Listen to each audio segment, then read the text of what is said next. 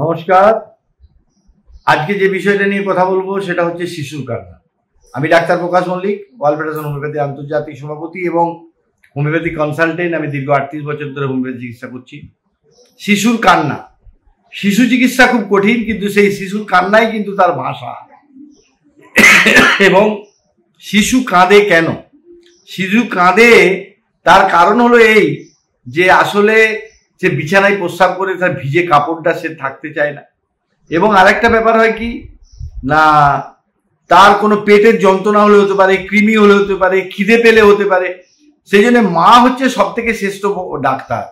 তাই শিশুর কান্না আপনি মা পারবে বুঝতে কেন হচ্ছে, এবং সেই সঙ্গে ডাক্তার বুঝতে পারবে। এবং ইভিনিং কলিক বলে একটা কলিক হয়, সেটা রাতের দিকে হয় অন্ধকারজনিত কারণে। এবং সেই সব কারণগুলো লক্ষণ অনুযায়ী শিশু রোগের ক্ষেত্রে হোমিওপ্যাথি চিকিৎসা খুব কার্যকরী, বিষয়ে কোনো সন্দেহ নেই। এবং সেই জন্যে শিশুর কান্না যখন আপনি স্বাভাবিকভাবে কমছে না, তখন কিন্তু চিকিৎসকের শরণাপন্ন হন। লক্ষণ কারণ অনুযায়ী যদি চিকিৎসা করা যায় হোমিওপ্যাথি চিকিৎসা, এবং কানে ব্যথা হলে হতে পারে, পুজ জমলে হতে পারে, সর্দি হলে হতে পারে, নাক বন্ধ হলে হতে পারে, এবং এইগুলো কিন্তু বিচার বিবেচনা করে শিশুর কান্না থামানো যায়।